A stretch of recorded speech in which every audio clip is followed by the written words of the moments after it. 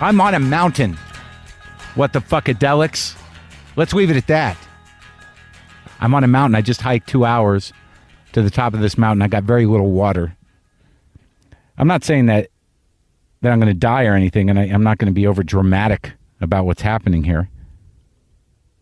I came to Joshua Tree for 2 days to try to clear my mind, which proves to be a little more difficult than I assumed. Today on the show, Brian Frazer will be back in the garage. God forbid this is the last thing they find that I left. Well, maybe it wouldn't be bad. We'll see how it goes. I came up here yesterday. Took a while to get out of the house.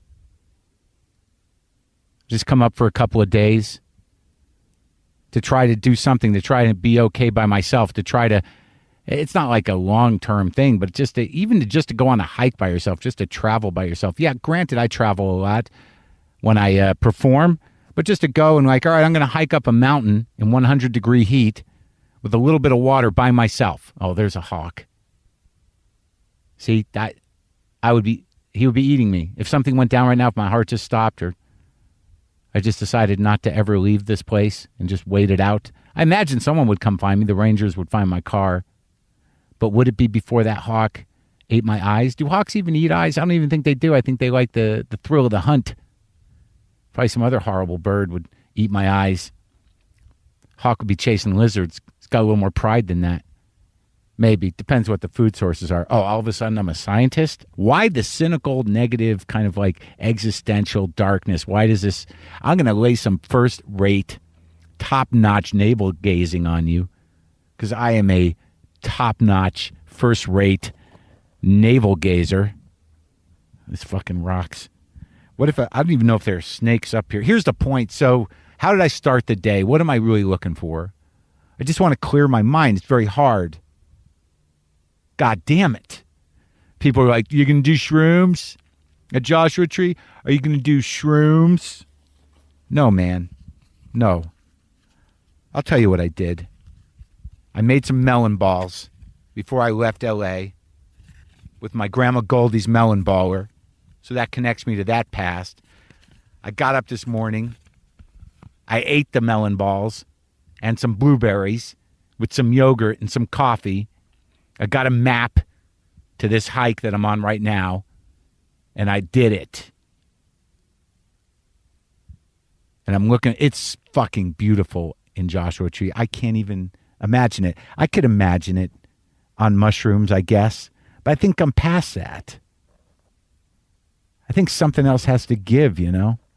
I just want to be okay by myself and just be okay to sort of sit and be okay with myself. I mean, I know what it's like to overdrive your synapses and make them like shoot electric waves that reach out past the collective mind into the big old quiet way up there. I've been on the shrooms. I know what it's like. I know what it's like to just feel yourself hit the atmospheric cranium. So I say that's where I drew the line. You know, I sort of drew the line at space because I don't have what it takes to live out there, you know. But what I'm telling you is I've jangled my way into a sort of vibrating enlightenment, of which I think, you know, some of it's stuck, you know, that residue of profound awareness that, you know, you are nothing and everything and very little lasts, very little matters. You know, those are the Zen moments, you know, as you're sitting here. This is what I jotted down. These are the notes that I jotted down walking up the hill. You know, it's just like I spend my life lingering on heartache and mundane to-dos, yes or no's, decisions, choices. It's all choices. And panic and worry. Good decisions, bad decisions, but that's it. Yes, no, maybe. Gotta be careful of maybes, though. Maybes. If a maybe is not a part of a negotiation or fueled by some passionate curiosity, I believe it is the language of inert fear. You're just landlocked or stranded within yourself. It's posturing. So these are the thoughts that I wrote down on my way up here. They still seem a little cynical, even though I'm looking for space and I'm surrounded by dinosaur plants, looking out at this like awesome fucking terrain, this beautiful empty desert. There's not even cars, man. I mean, Joshua Tree National Park is spectacular. It's just a billion years of wear and tear from spinning around the sun and, fissures and water and shifting plates and whatnot. Ooh, hey, oh, fuck, there's a lizard. There's a lizard. What's up, buddy? What's up? It's a lot of ants. A lot of ants up here. Speaking of ants, speaking of bugs, I tried to save a bee. I watched this bee. I was sitting in the spa mineral water tub naked by myself in the middle of the day yesterday. Maybe it was the afternoon. It was the afternoon. Outdoors. And I saw this bee wandering around just outside the perimeter of the tub there, of the pool. He's just wandering. He's looking around. He's walking. And he just walks to the edge and just plops in to the hot water. And then I had those thoughts like, well, it's a bee. And then I was like, but it's life. But it's a bee. These things happen. He's not freaking out. This might be it for him. So it's sort of, I don't know why, whatever. I don't know what was going on. But it was flittering, and I'm like, fuck it. So I took my glasses off, and I used my glasses as a spoon, and I took the bee, and I put him back out. And then I started seeing him wander off. And then I got back in the tub this morning when I woke up, and the bee was floating in the pool. So I don't really know what's going on, with climate change or atmospherically or anything else. But I mean, not only are bees dying, but they're killing themselves. If the bees are killing themselves, that's a much worse problem than them just dying, because that gives them a lot more consciousness than we assumed. And maybe it's just the collective mind. Maybe it's just a fragment. That's the end. That's the edge of the collective mind. See, there's the type of top-notch navel-gazing thoughts that I'm having at the peak of this hill. Ooh, that's that shiny rock. A lot of shiny rocks. I feel all right. I'm comfortable. I got things to do, But this was good. Maybe I relaxed. Who the fuck knows? All right, let's go to my conversation with Brian Frazer.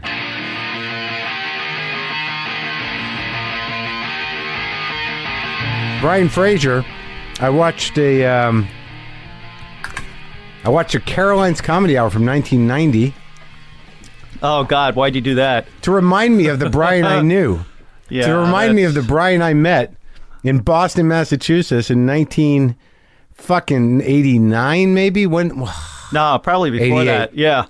87, 88. I was living in an alley next to an Indian restaurant. Right, like downtown, right? Yeah. Like Marlboro, Mass Ave. Yeah. Yeah. And I remember we did a gig together, some horrible gig where you were standing on the floor with a sports jacket with big shoulders. And I don't remember that. I never felt we got along really then. I think, did you? I don't know that either of us got along with anybody else, really. No, we were both, Yeah. Difficult. Yeah. I was probably more difficult than you, but I didn't realize it yet. You always kind of, I think, in your head knew who you were. Yeah, maybe. Yeah, even though you had problems getting along with yourself. Yeah. But I didn't know who I was till about 10 or 12 years ago. Just recently. Yeah. Well, I remember that you were very intense. You're very, quick, awkward. Yes. And you always seem very healthy. I always felt that you were some sort of beacon of judgment. That you lived a good life. You lived a controlled good life, and everyone else was crazy. I thought that everyone else was crazy, not because I lived a controlled good life, but because I was crazy. Yeah. Yeah. I used to think that that chaos followed me around, but then I realized, no, I'm the fucking chaos.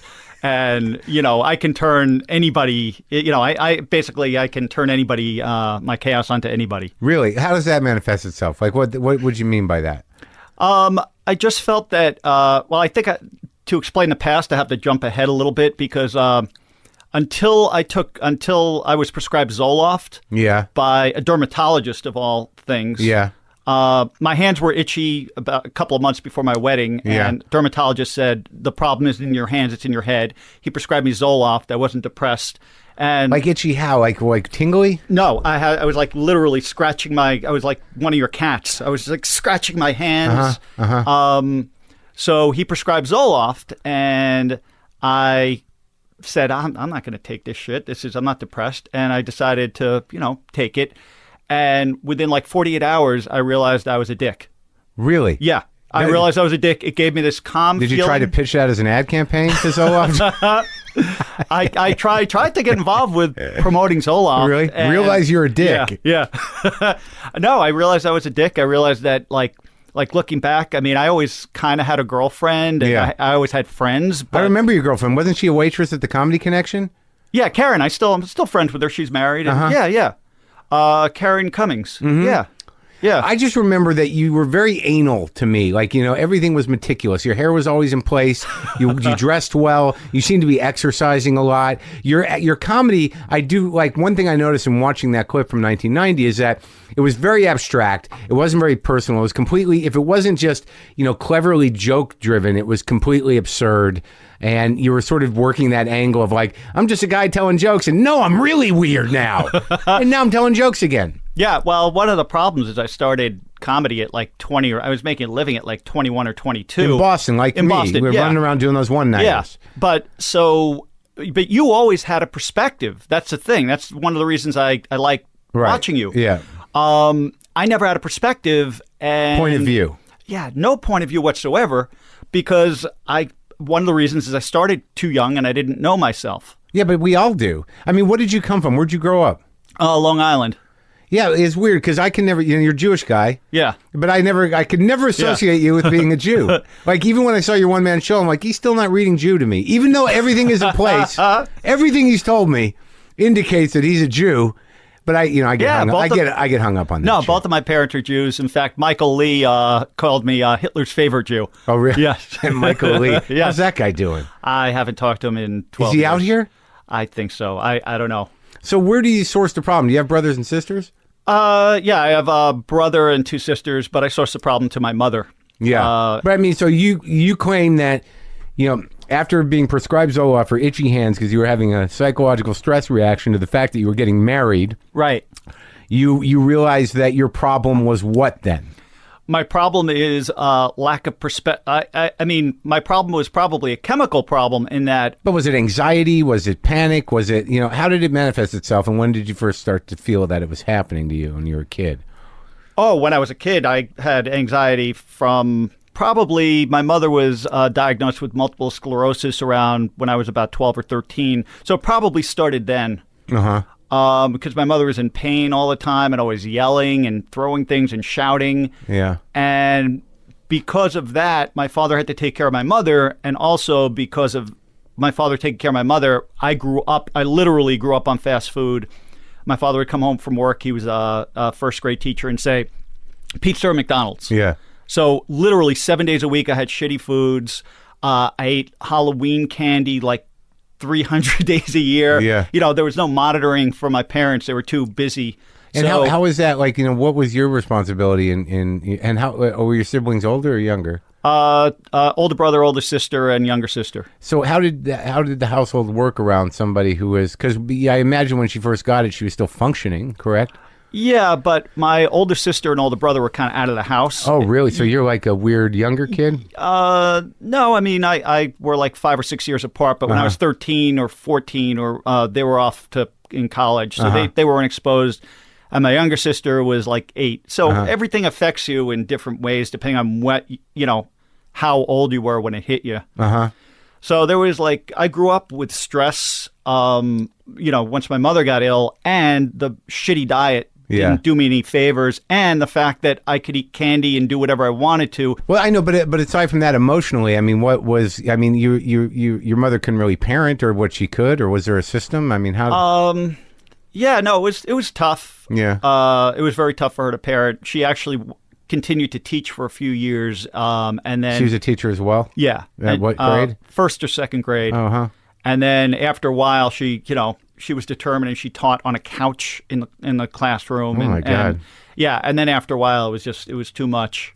She was actually a great teacher. I mean, she really, I can honestly say that both of my parents were great teachers, and never raised their voices to anybody, and it was great, and it was good to have both of my parents as school teachers, because they had steady income and they were always home at 3:30. Right. So it was never like, oh, when's Dad coming home? It's like 9:30. So you felt like there was a functioning family unit. It's just once the illness hit, everything became everything kind of collapsed. Yeah. And you were, okay, so you're eating shitty food every day. You're eating a lot of candy. Your mom's yelling all the time because she's uncomfortable and in pain. Right. Your father's trying desperately to keep her comfortable, I imagine. Yeah. My father was still is a saint. He really, at her beck and call, all 24 hours a day. Did not get bitter. Not unless he may have been bitter internally, but nothing out loud. Mm-hmm. Yeah. I like those stories. I need to hear those stories. Yeah. Of loyalty and commitment and self-sacrifice. Yes. In fact, not to bring a damper on the. That's all right. But today is the. I haven't seen you, but my mother died a year ago today, which is ironic. Just a year ago today. A year ago today. Yes. So she lasted a long time. Yeah, she was 78, I think. Oh my God! And so she died of that illness. She was getting dementia. It was really, really, really bad towards the end. And were you there for that? I was in Dallas. I was trying to get there, but I'm glad I'm glad my plane didn't make it. When she passed, you mean? Yeah. But were you in touch with her and going to see her? Where was she living? They moved to Florida. Oh, so they were in Florida? Yeah. So you would go to Florida? Yeah. And so they moved to Florida when you were how old? Oh, when I was an adult, maybe 10 years ago. Oh, but you spent time down there? Oh, yeah. Yeah. It's a horrible, horrible place. Why do you say that? Oh, it's horrible. It's like sometimes, when my wife and I go down there, we have like a little game. It's like every time you pass a store that's not Bed Bath & Beyond or not a chain, you give somebody $1. I mean, it's just ridiculous. It's ridiculous. What part? Fort Myers. Uh-huh. Yeah, I'm not even going to get into the stand your ground stuff, but yeah, is your father still down there? Yeah, he's still down there. He has a girlfriend. Mm-hmm. He met her on J-Date. Oh yeah? Yeah. He's the happiest person I've ever met, and I can't believe he's my father. Now or always? Now. It's unbelievable. Well, I imagine that, when you give your life to somebody and you stay with that, you don't run away. That, sadly, there's probably a little relief if someone's ill at the end of that. Yeah, and he said that, he promised God that he would stay there till the end and get her through it and all this stuff. Really? Yeah, and he is, like I said, I wish I had 1/10 of the happiness he has. And if he passed away tomorrow, I'd be like, oh my God, he's had 6 months of pure bliss that I never even thought he'd have one day of bliss. And, So you became very sympathetic with your father's plight because of how draining it was to deal. Oh, I was sympathetic for years. I could not believe if my spouse treated me like that, I'd be out of there. But like what? She was ill. Yeah, but she was ill, but she was vicious. She was violent. From the illness or just because she was bitter? Probably both. Uh-huh. Like it's not a symptom of the illness, but her lot in life had caused her to be angry. Yeah. I mean, my father would sometimes have to move her from, she was in a wheelchair for the last 15 or 20 years. Uh-huh. He would have to get her from her, her hospital bed that, in the house. Yeah. To the wheelchair, to the bathroom, out of the wheelchair, and onto the toilet and back, sometimes 15 times a day. Mm-hmm. And as my mother was being inactive, her weight ballooned. She probably weighed close to 200 pounds just because she wasn't moving at all. And, my father's not that big of a guy. And to transfer somebody like that, that many times, and she would scratch his arms, and he'd have to wear like flannel. Why? Because she was mad? She was getting crazy, and she was aggressive and violent. Oh, my God. And you saw this? You witnessed this? Or you heard about it? I heard about it, but I mean, I would see the scratches in my father's arms. That is insanely chaotic. But the tragic thing is that you can't just dismiss it as, well, that person was crazy. She was ill. I know. And so it's a hard balance to make emotionally to try to keep that in perspective. I know, but she was told by, my niece and my brothers and sisters, it's like, you got to treat, dad a little bit better. I mean, this is really, and she would just yell at us for suggesting that. Really? Yeah. And she would say, and again, it's all perspective, because what Zoloft did for me, I see a lot. I know it would have helped my mother, and I tried to convince my mother to take Zoloft or to go on a pill like that, because I think that there was a chemical imbalance in her as well that was creating this, like, she's a saint and everybody around her is an asshole. Well, I mean, but that, you know what that is, and I think you're probably right, but and I'm no psychiatrist, but it seems to me that the other part of your story that, we should get into is that, that's kind of a control freak disposition. That sort of like perfectionism and that weird sort of like, nobody knows how to do it right. I know better than everybody else. Why can't everything be the way I want it to be? And it seems to me, because like having not probably more of that than I admit, but I know you struggle with the hypochondria, and that to me, in retrospect, was really a way to simplify the world. To turn down, like, if you focus on one part of you, it's selfish, but it's like an eating disorder. Like, I'm dying. Right. I'm dying. It's a way of control. I mean, did you ever think about that? Sure. I mean, what were you diagnosed with ultimately? I mean, I know you're praising Zoloft, and I appreciate that, because I think it does turn down the noise, and I can see a chemical imbalance. But I mean, were you ever did anyone ever say, look, you have massive anxiety, you have depression, you're bipolar 1, 2, what did you get? No, I got none of that. But one of the things which was in my book that I still do is and that's why I brought up the Halloween candy before, and the bad food and the Big Macs and the pizza. When I have too much sugar or when I have the wrong foods for me, that really, like, it still triggers really horrible feelings and horrible anxiety. So I went to an Ayurvedist, which is one of the chapters in my book. And basically they look at your tongue and they take your pulse and they give you a diet. They give you you're either a Pitta or what is it? Pitta Vata. And they give you a diet based on your energy levels. And it sounds kind of new agey, but it's really not. No, it's been around a long time, Yeah. and it is a little new agey, but it's hundreds of years, thousands. But little things like, I'd have a banana every morning for breakfast. Horrible. Bananas are horrible for me.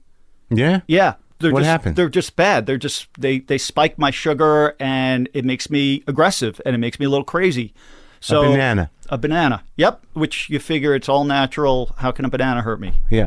All right. Well, let's go back. Okay. So when did things start getting, out of hand for you? In what form? I mean, you said anxiety, but when did you start sort of? When I met you, I think you were still bodybuilding a little bit. No, a lot actually. That's probably when I started to compete, when I met you. Yeah, but before that, so you were a comic, but you had a gym in your living room, right? Didn't you have like weights or something? Or no, that wasn't me. Maybe I'm adding it, but I know you were ripped. But and that was a problem for me. Yeah. Yeah, I was like, what the fuck is this guy doing? Well, it's weird to be, a bodybuilding comic. I mean, I would always wear big, That's shirts. why you wore them, because you didn't want people to know that. No, I didn't want anybody to know. And when I was at the gym, I would never tell a joke. I'd be totally stoic, and people at the gym didn't know I did stand-up, and people at stand-up didn't know I even went to a gym. But was the hypochondria before the bodybuilding? The hypochondria probably happened around the same time. No, well, I mean, I was diagnosed with, I got the Zoloft when I was probably 37 or 38, and I started bodybuilding when I was like 16. So when were you freaking out about your health constantly?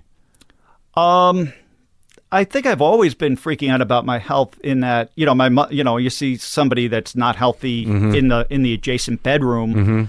And also once I got to college, I was the only person that actually thought the food at the, at the college cafeteria was great. To me, it was the greatest food ever because, to go from McDonald's to up, it's basically like up a level. It's like, oh my God, this food is great. And you can eat as much as you want. So once I got away, I started to realize that, wow, it was a good thing to go away to college. Certainly. Yeah. But like, when did the panic start?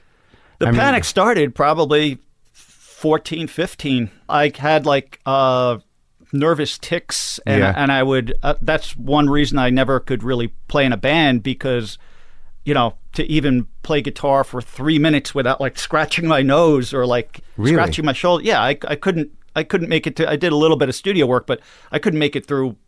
Okay. Even 8 songs on a stage without like having to stop. And it's just a compulsion. You can't. You have to do it.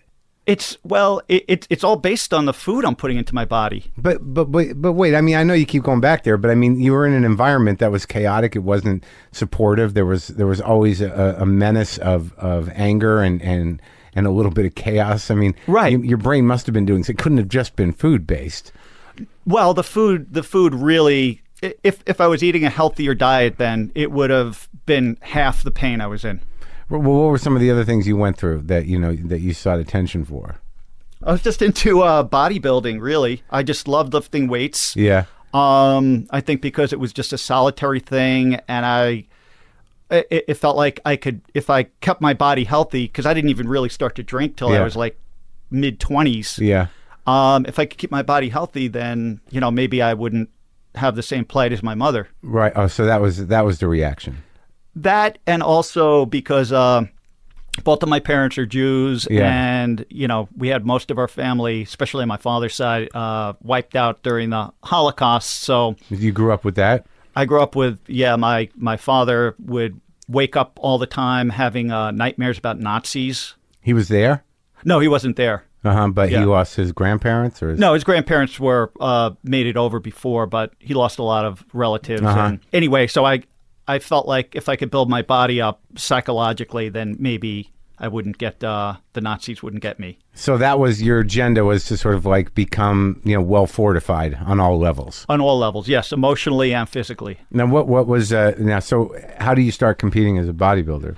You're 18, 16, what? No, I started competing.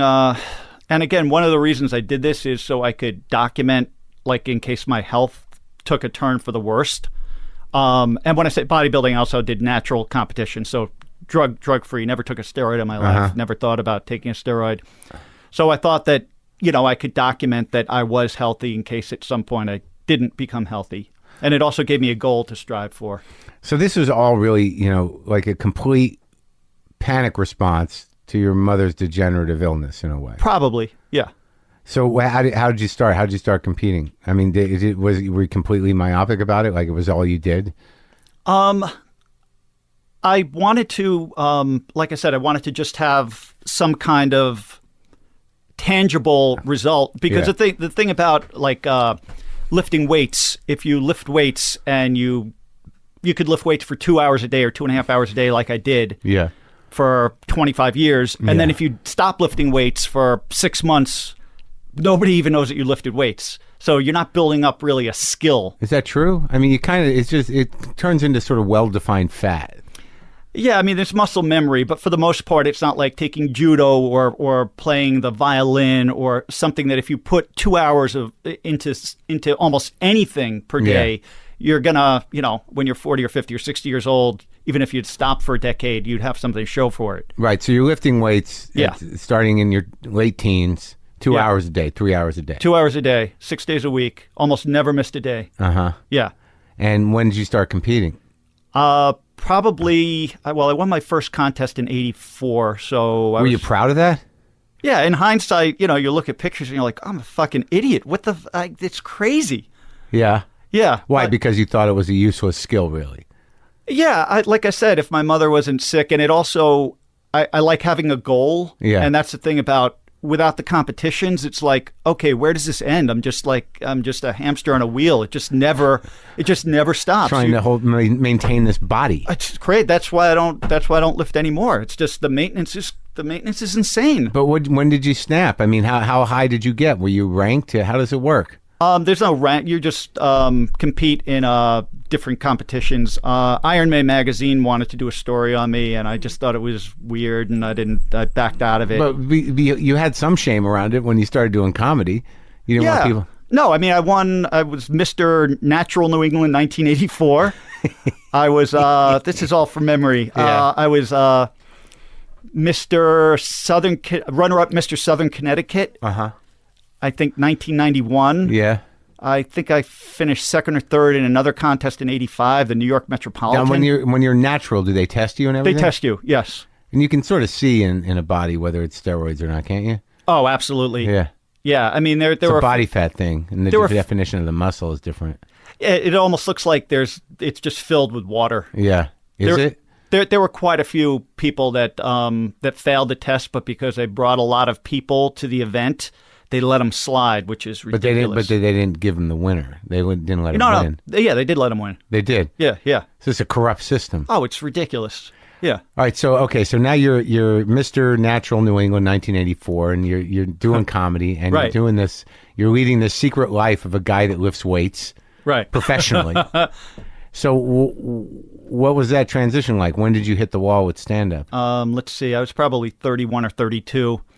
I used to be booked like 9 or 10 months in advance, and then, it's 2 or 3 months in advance, and it's 2 or 3 weeks in advance, and then it's just the gigs started to thin out. But did you think that you missed your break, or you didn't? You weren't. What do you attribute the sort of because you were good friends with Louis back in the day, and Right. we were all friends, and we all knew each other. I mean, you were part of the crew. When you weren't weightlifting, it wasn't like you were partying with us or hanging out as much because you had this secret other lifestyle. But certainly, I know from being part of that and having my own disappointments in life. After a certain point with stand up, you got to think of practical things. And what do you think wasn't connecting about you? On stage, you mean? Well, yeah, just in the career you chose. Oh, it wasn't connecting because I started too early. I didn't know myself. Now, if the one-man show that I did, I felt that was the first time, even though I've been on stage 2,000 times, I felt like my one-man show is the first time I ever connected with the audience. And that was about a lot of the stuff we were talking about. Yeah, it's based on my memoir, so I was coming from my perspective. It was stuff that only I could actually say on stage. And it was true. It wasn't you were an absurdist, as a stand-up. Right. So you were sort of hiding behind this other thing. I don't know if I was hiding behind it. I don't know if I was aware. Or that you knew necessarily how to make your life funny in that way, because the context of a comedy club is very specific. Right. And it takes a lot of weird courage and balls to sort of shape, your painful memories, into something that, other people will enjoy at a comedy club. Right. Because I saw your one-man show. It was great. Oh, thank you. Yeah. So what was the most trying time then, in terms of there must have been, after the bodybuilding. So what did you realize with that? When did you put the weights down and why? I put the weights down a little bit after I put the stand-up down because I felt like they were very parallel in that I always need to have an end game. And with stand-up, I'm like, okay, I'm 31 years old.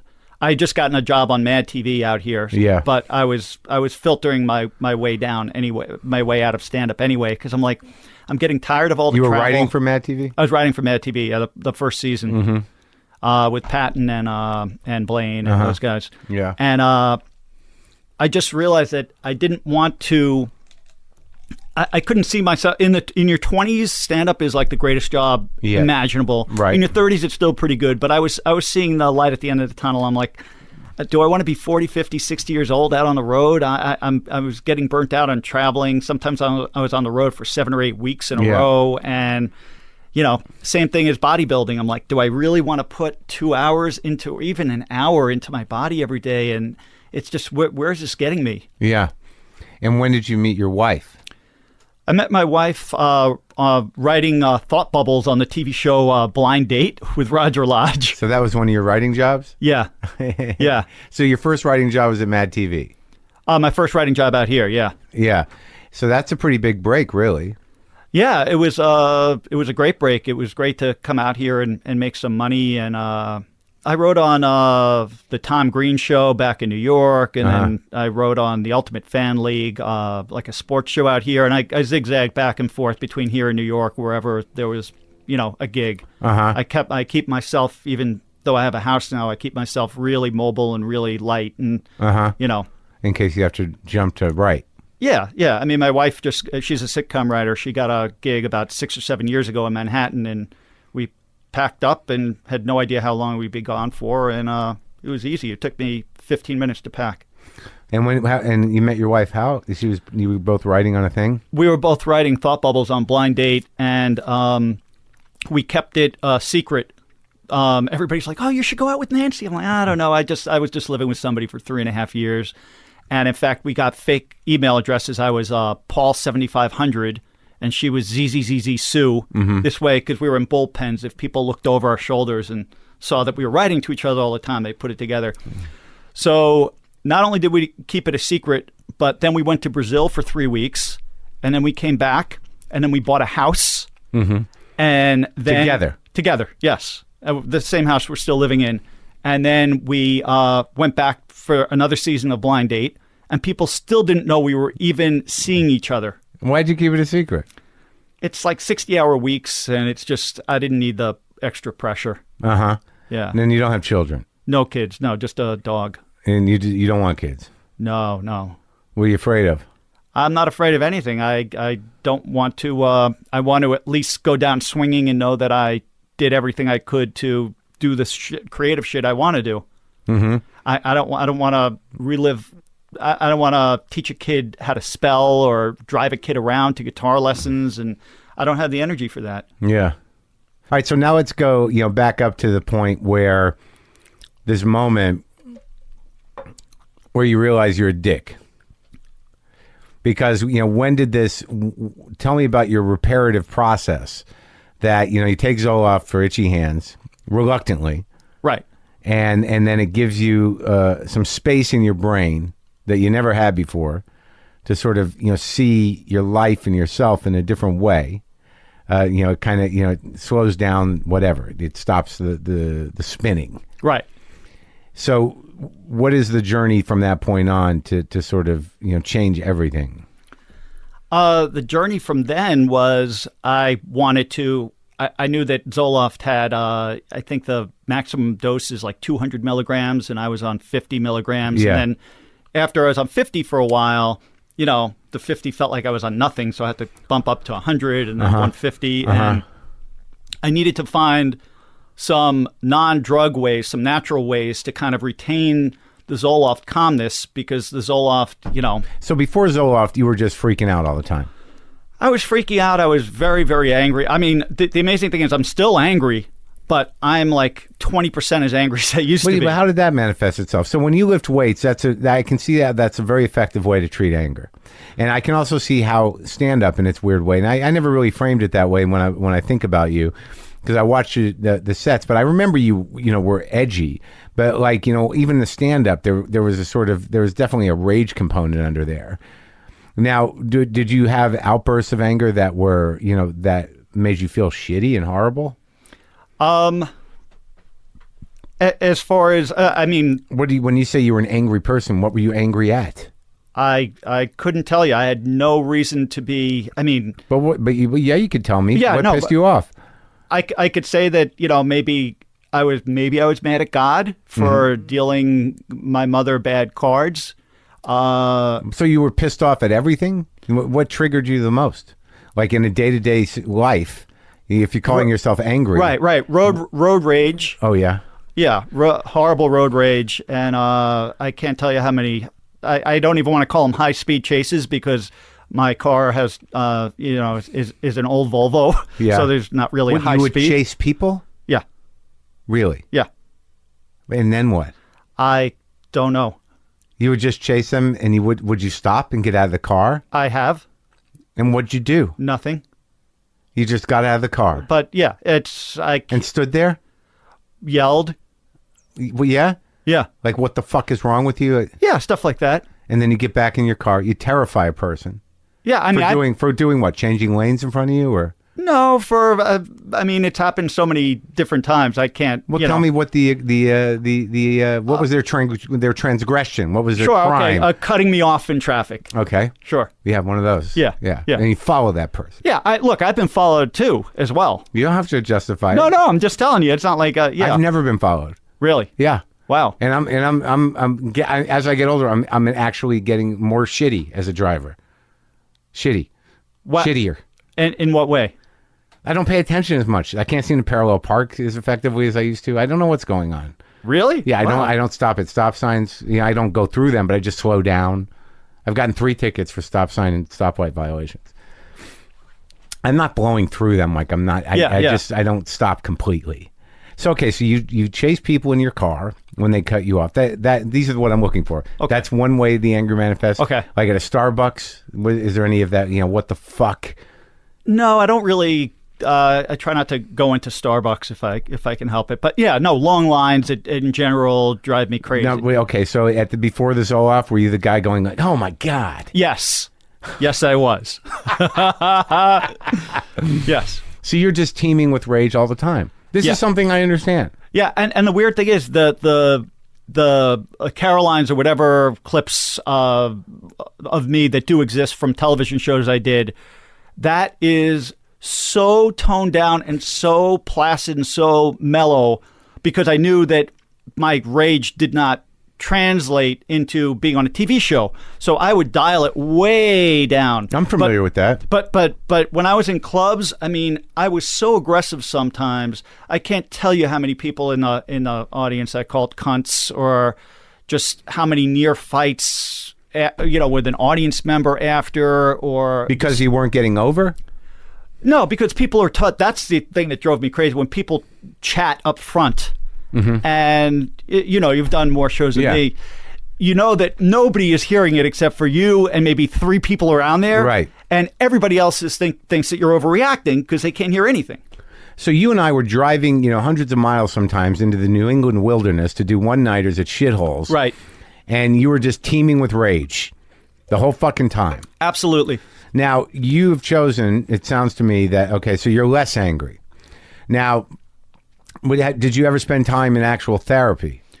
No, just for religion. I have a lot of religious issues, so What does that mean? I cannot go to a church, a temple, or any house of worship and last for more than about 10 minutes. So if I'm going to a wedding or anything, I freak out and I What do you do? What do you mean? You freak out and what? I freak out. I have to physically leave and I have to lay down on the bathroom floor. What happens in your fucking body, in your mind? My mind is, it almost feels like, I've never had a stroke, but it feels like I'm about to go blind. The room becomes pitch white. Any type of house of worship? Yes. I was the best man at my brother's wedding and I Yeah. fainted. Because of that? Yeah. You were at a temple? No, that was it was a religious, it was a interfaith ceremony. And you can't, okay, so you're in therapy for that. What does that track to? I was. Well, what do you find? That I have an odd relationship with God. So that's a spiritual problem you have. Yeah, but it's also connected to my mother, and it's connected to Nazis, and yeah, You believe in God? Sometimes. I call myself an agnostic. I'm not even sure if I'm not sure. Yeah, but I'm not an atheist. I get it. I have the same position, but I mean, but you have a physical reaction Yes. to houses of worship, Yes. generally speaking. I have to. I mean, Nancy and I go to weddings all the time, and we sit in the back row. In case you have to leave. Yes. But I'm trying to just get you Yeah. to tell me, at what point does the feeling happen? Is it when God's name is invoked? Is it when you see Jesus up there, or you look at a stained glass window or a Star of David, or what? It would depend on the ceremony. If there's biblical passages, and if it's really, if it's just just a kind of generic service Yeah. by a justice of the peace or Right. something, then that doesn't, That doesn't trigger you. No, but I think another, which I haven't, my rabbi that bar mitzvahed me Yeah. also converted and became an Episcopalian minister 2 years after he bar mitzvahed me, or 2 weeks or 2 months, something like that, but Yeah. shortly after. Right. So that also put, sent my brain into a crisis. Why is he switching teams? Yeah, not only did he switch teams, but he came out with a book, which I actually found on Amazon, called The Answer to Your Question is Jesus, Rabbi, by Christ Alive Publications. Really? Yes, I have a copy. It cost me Were you angry at him? Oh, yeah. Yeah, So so Jesus was not, you were on team Yahweh, right. and Jesus was this other thing. Exactly. The other people, there was a competition. You have a competitive spirit about that kind of thing. Right. And he jumped ship. Did you sit there and well, what is my bar mitzvah valid? Exactly. Well, not only that, but I hated Hebrew school. So Yeah. like to physically make it through Hebrew school and then have the rug pulled out from under you. I mean, that just devastated me. But you wanted to believe. I wanted to, yeah. I was going to give it a shot. But it's just interesting to me, like, that you can't track those kind of feelings, because to me that doesn't strike me as a chemical issue. That is a sensory issue. It's again like you're calling perspective or perception, that something triggers a fairly profound psychological effect and physical affected you when you're witnessing Bible talk. Yeah. And you don't know what it is. I think it's just ultimately, gun to my head right now, I'd have to say it's a fear of God. Oh. It's a fear of God. And that probably goes back to your mom too. Goes back to my mom. It goes back to the relatives in the Holocaust. It's just. But did you think that your mother was being punished for something? Possibly. Yeah. But possibly for being Jewish. I don't know. I don't know. So you had that thing, like, why Yeah. the Jews? Yeah. Why am I a Jew? You had your self-hatred of your anti-Semitism towards yourself. Right. Was deep. Were you ashamed of being Jewish? Because this is weird to me, because I could never, you never fit into my my Jew abacus. You were fighting your bead position. Well, my parents changed. Well, my family changed their name twice. So basically, To pass. No, if nobody changed their name when they came over from Poland, my last name would have been Dom, but spelled D-A-M. So I would have been Brian Dom, which again doesn't sound Jewish. So my grandparents came off the boat from Poland and they saw a guy selling fruit, so they named themselves Fruchter. Fruchter. So my father grew up with the name Samuel Fruchter. Mm-hmm. And then when he asked my mother to marry him, she's like, "Yeah, I'll marry you, but we got to do something about the name." So Frazer's completely made up. So right out of the gate, she's like, "I'm not taking that." Yeah, I'm not taking the Fruchter. Yeah, Fruchter. It's horrible. Was your mother ashamed to be Jewish? No, I don't think so. I don't think so. And I think my father is, well, he's still alive. I think he's proud to be a Jew. So I don't think that I have any of those issues. Does he practice? Yes. It's weird when they get older, huh? He goes. He's got a congregation. He goes once or twice a week. Yeah, he Torah studies and all that stuff. Yeah. Have you ever dealt with the feeling? I mean, I know you're sort of, kind of boxing this into a chemical imbalance, but I mean, anger, is a sort of kind of broad mask for a lot of other feelings, sadness, fear, all that stuff. Did you ever tap into that to try to sort of experience the grief of it all? I think sadness wouldn't be the right word. Everything goes back to fear. I think in life most people's problems are fear anyway. Yeah. So I think fear-based would be more apropos. That's the other thing about because you had mentioned that lifting weights is a good way to get rid of anger, but at the same time, when your muscles are tight and you're walking around like, that how can you feel that's why I practice yoga 4 or 5 times a week now. I don't lift weights, but the yoga has helped like immensely. Really? Yeah, because your muscles are long instead of, tightened. Yeah, but what do you struggle with on a day-to-day now? What are exactly your struggles that you need easing? You know what? I live in a cul-de-sac. That's where the houses are pretty close together. So I struggle with noise. Neighbors? Yeah, and like nobody cleans up after their dog shit. And the weirdest thing is when we bought the house, Johnny Knoxville was our next door neighbor.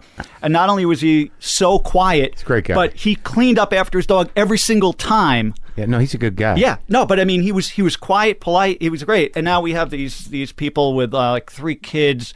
And I swear they've never said, that the parents have never said, you know what, it's 6:30 in the morning. You can't just yell in the cul-de-sac. So I have a lot of noise issues. But you're still in a day-to-day struggle with control issues and rage. Absolutely. Yeah, I have a very, very I don't have a wide range of a wide margin of error in my life. Yeah. Now, I'm not an alcoholic, or I don't have any other vices, but as far as rage goes, and the need to control. I think it is the need to control. You're right. I started doing meditation, and that's this new thing called Headspace, which I've been addicted to the last 2 months, and that's helped also. And that's kind of what it says. It's like, you know, when you're listening to noises, what noises do you like? What noises don't you like, and why? Mm-hmm. And yeah, so control could probably also be so that. You have a hard time with the idea that, and I guess this would go back to the God thing, that, you know, essentially the horrible realization about being alive is you have control over almost nothing. That's a good existential Fact. Yeah, I know. It's a hard one to wrap your brain around. Yeah. You know, you know, you can control what you put in your mouth and hopefully what you can do with your hands. But, and I imagine, and I don't usually get into this much speculating or analyzing. I imagine that to watch your mother slowly lose control of every part of herself without a choice had to be just fucking brutal. Yes, but here's what, and again, this is going back to control. I think she did have a choice, because not that she would have had a great life, but she could have had a better life. She didn't really care about physical therapy or doing experimental, you know. She gave up. Yeah, but even simple things like acupuncture that aren't, you know, crazy things. But she could have had a much, much, much better life. She could have gone to physical therapy. She could have gone to mental therapy. She could have had, you know, gone on some medication that would have helped her mind. She could have had acupuncture. There are a million other things that she could have tried. So you were mad at her Yeah. for not doing that and just beating the shit out of your father and you mentally. Yeah. So, all right, take me through the path. Okay, so you tap out on Zoloft. Right. And so that's no longer an option, or you were able No, I'm still on Zoloft. but you maxed out. No, I got up to 150 and then I went back down because I didn't want to. I went up to 150 milligrams, now back down to 100. And it's still working? It's effective? You know what? I've tried to go back down to 50 and I feel myself slipping, so I go back up to 100. Slipping into... Yeah, just I don't want to, you know, go back into a rageful state. Did you ever rage out at your wife? Never at a woman ever. Even pre-Zoloft. At the world, but not at a woman? Never at a woman. Nope. People you didn't know? Yes. Yeah. And, okay, so take me through the other things. So you went to the Ayurvedist, or the Ayurvedic doctor. Right. So you still honor that eating? I honor it as much as I can, but it's pretty strict. And even in a place like LA, which is, you know, the easiest place to shop and find good foods, it was, you know, it's like anything else. You really have to be, you know, when you go out to eat, you know, you have to either bring stuff, you know, I'm not going to bring stuff with me. Yeah. So I do the best I can. That's all I can say. What other sort of actions and things have you involved yourself with to level off? I'd say the things that help the most are meditation, yoga, which it's not, you know, not like earth chat. People are like, wow, really? Meditation and yoga help? Yeah. And the Ayurveda stuff. But what were the stuff that didn't work? How desperate did you get? I went to Kabbalah. I went to 2 levels. I went to level 1 and level 2. What'd you learn? I learned that there's just enough for level 1. I learned that level 2 is just like stretching as if the middle act is just like the headliner doesn't show up and somebody's just giving you the stretch sign. There's nothing. What were you going there for? What did you think you would find? God? No, just some kind of other way to look at life. Yeah. You know, I mean, I wasn't doing it as a gimmick. I anything I do or did, either for the book or for anything else, I really believe is going to help me. I really believe like the next thing is going to just help me. Sure, that's the answer. Yeah. So you did Kabbalah. What else? I did Kabbalah. I did Reiki. What is that? It's I know it's a massage, it's right? Something like they try and touching and pull bad energy out of you, put good energy back into you. How'd something. That go? It wasn't that good. That I wouldn't recommend that. I went to cranial sacral therapy, which actually helped. What is that? It's all these pressure points on your head. Yeah. But the problem is the guy's also at the same time sticking his like fingers in your mouth. Yeah. And I actually had a gag reflex and threw up on him. You did? Yes, I threw up on him. And I saw him I didn't throw up on him the first time, but I mean, I probably went there 10 or 15 times. Really? Yeah. But it's interesting. There's not too many craniosacral therapists, but yeah, it definitely helps.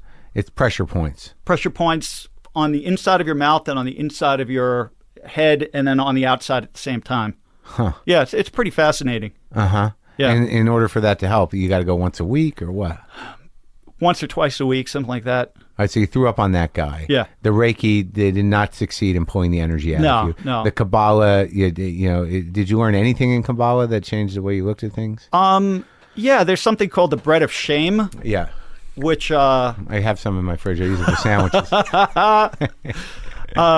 they have this thing called the bread of shame. I think that's what it's called. Yeah. Where basically there's you can't expect things to be handed to you.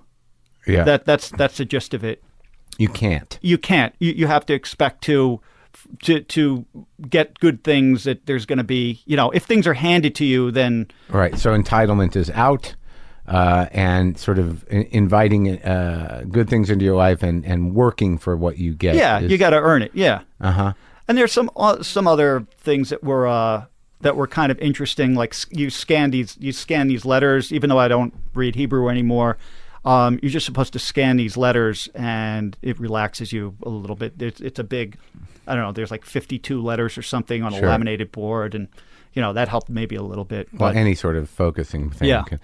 So, all right. So Ayurvedic got a little help out of that. Kabbalah, we learned that don't be an entitled asshole. Reiki, nothing. yeah, Cranial sacral therapy was nice. Nice to be touched. Yeah. Yeah. Zoloft worked. What other ones? Meditation, yoga worked.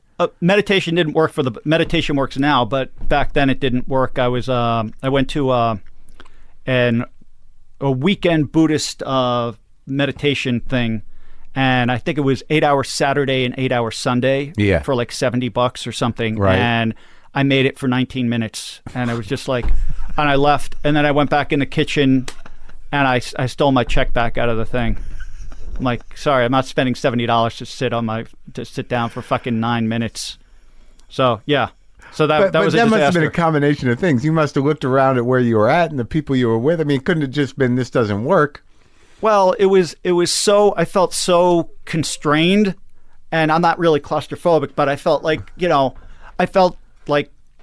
there's no way I'm going to make it this whole thing. And also it's the people that were around you, like everybody has like a gray ponytail, and it was it was creeping me out. I had to get out. So you this is a desperate journey. Yes. For relief. Yeah, for relief. Yeah. The thing that probably helped me the most, which was purely accidental, is my dog. Yeah. Yeah, he is. Nancy and I looked for probably 2 years for the proper dog. A proper dog. Yeah, well, we didn't want to get a dog that was too big or too small, and it had to have the right energy and the right temperament. And she picked him out at a pound, and I'm like, I thought he was deaf. He was so calm in the pound. I'm like, there's something wrong with this dog, and we would clap in back of him, and then he would just turn very slowly, Yeah. He's the calmest dog, and to this day, if I drive with him almost, he's not with me today, but I drive with him almost everywhere.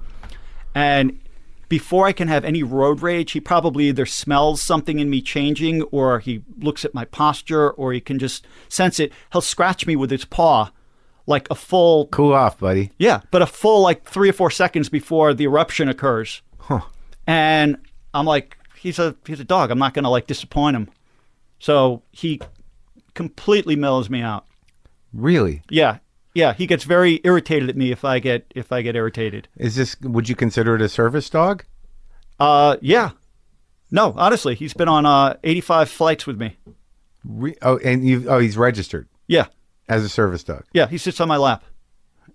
For your anger problems. Yeah. Yeah, he sits on my lap, and I'm completely calm. It's almost like, you're with like a new girlfriend or something, and you're on a first date, and you don't want to You're able to love the dog unconditionally. Right, and you don't want to have him have a miserable time. So you completely codependent with the dog. Yes. Yes. And it's healthy. It's working for me. Do you have fear about that dog passing? Every day. How old is the dog? He's 11. But he gets an hour of exercise at the park, chasing a ball 7 days a week. And then like another 45-minute walk in the afternoon. Like he's in great shape. Well, how are you at sort of future projecting? I mean, do you panic about that? I only future project. You do. Yeah, I tend not to live in the past. I tend to live completely in the future. And it's always bad. It's not great, but yeah, no, I look way too far into the future. I wish I could live in the present, and or even the past is sometimes better than to always be looking ahead in the future. Because your brain doesn't let you visualize a good future necessarily. It's always crisis management.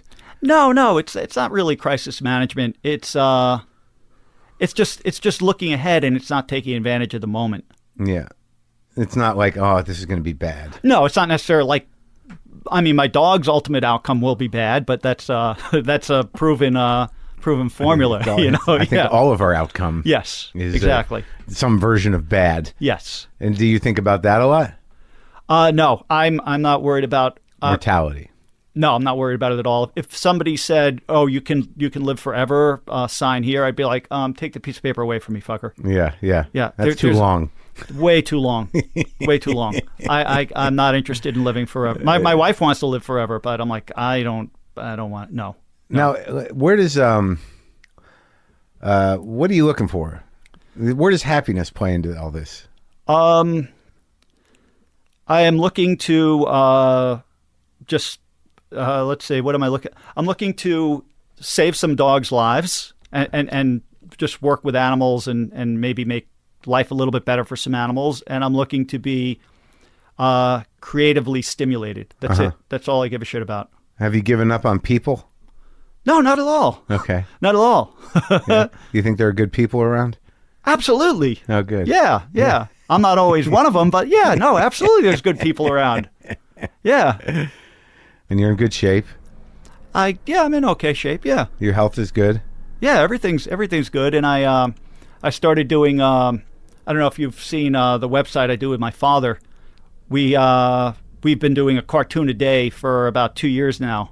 Oh, really? Yeah. You draw it? No, he draws. He's a former artist. Uh-huh.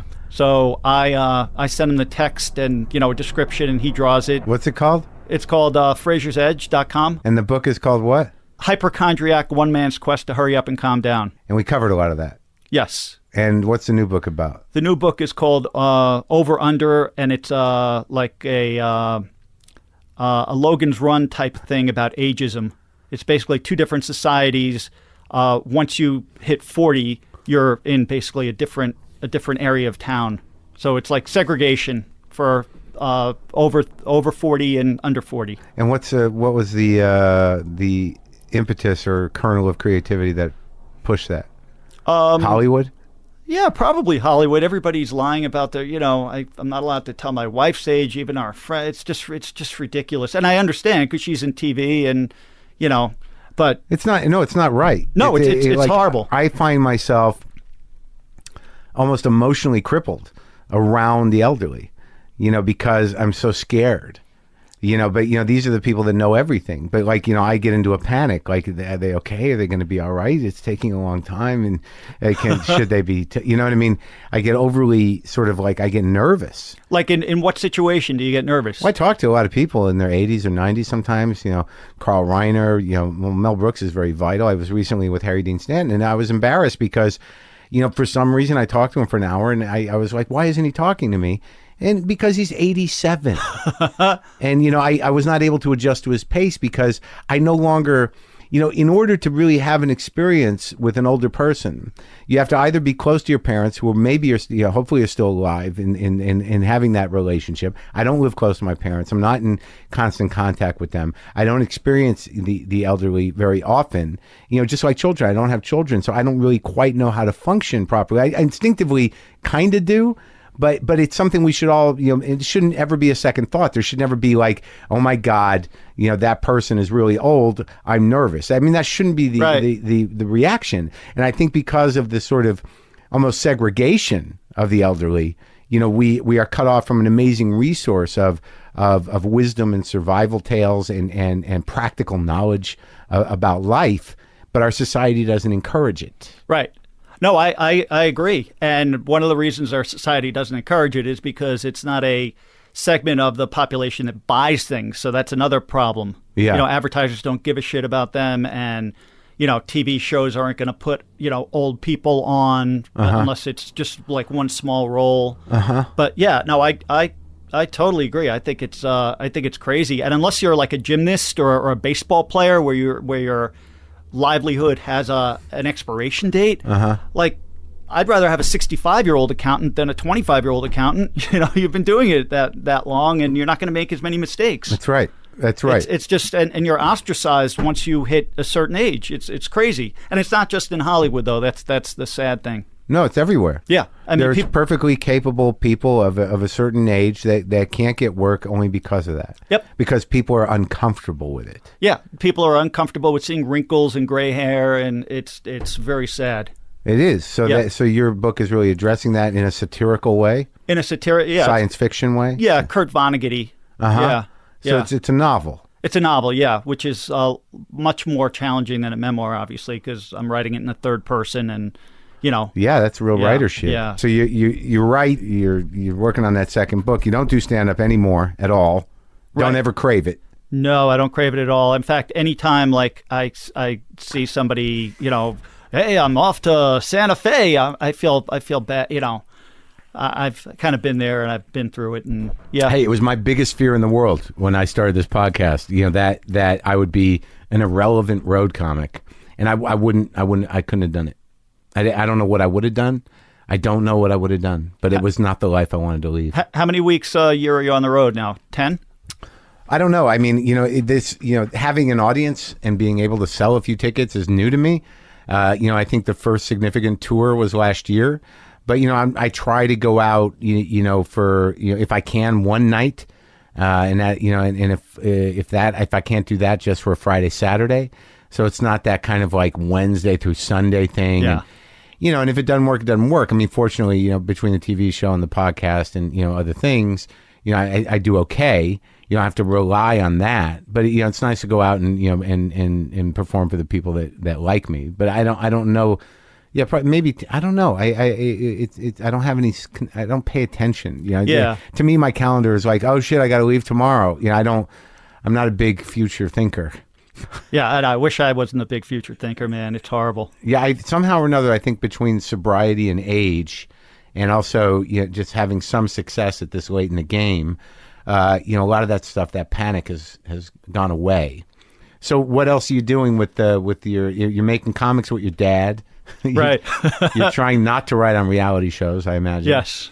And what else you got? I still write for Esquire and other magazines, but I started a video game company called Time Suck Media. Really? Yeah. And yeah. are you a video gamer?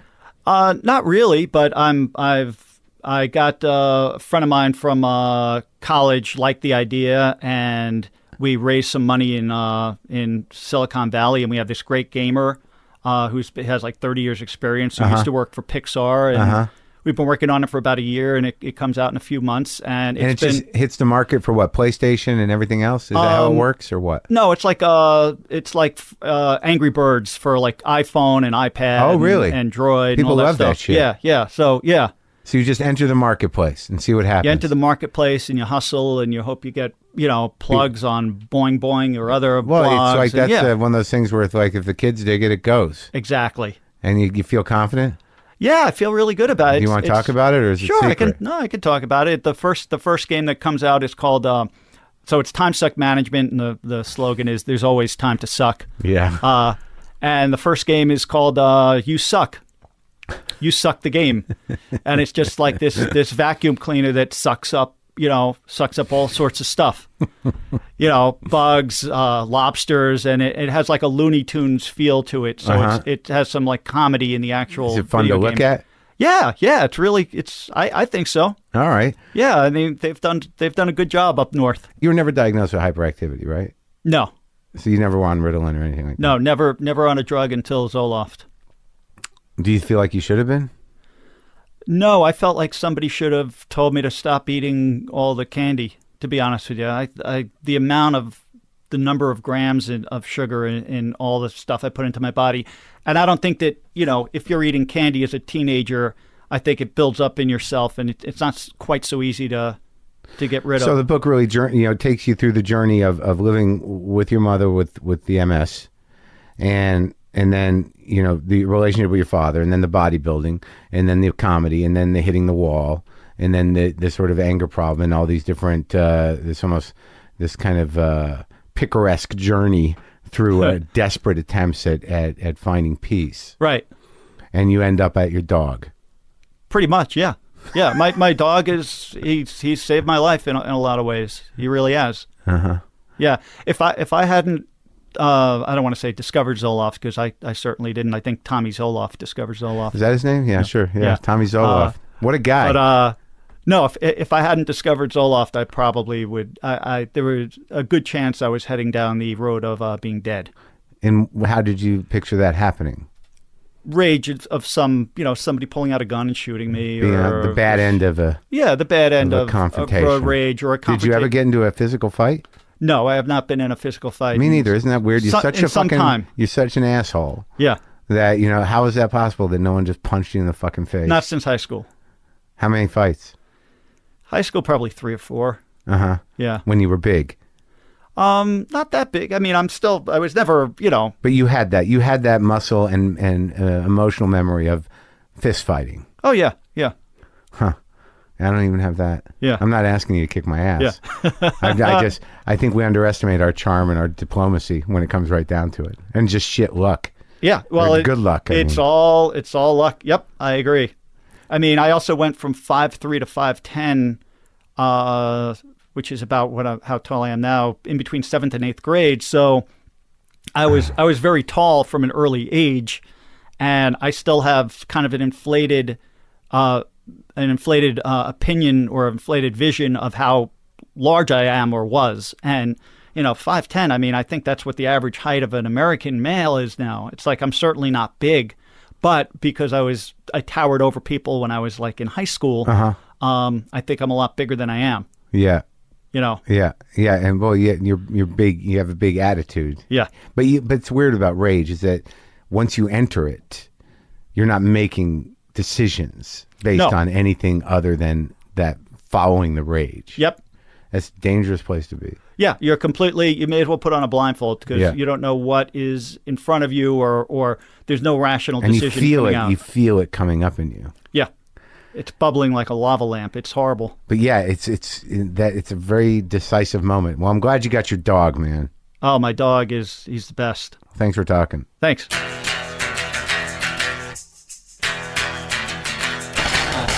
All right, that's it, folks. I'm going to walk down the hill. I hope you enjoyed that. Brian's he's a little tightly wrapped, but he sounds good. Brian and I have had an interesting relationship over the years, and I'm glad he's doing okay. It was an interesting story. I'm glad he stopped by. All right, so what are we going to do, man? Do you want to walk a little bit with this rig here? Should probably drink some more water. Put things into perspective. I am not a mountain. All this stuff's going to be here when I'm gone. It's going to slowly change over another billion years. Maybe someone will be standing here saying, like, isn't it wild? There's just an ocean of ice here. Boomer lives!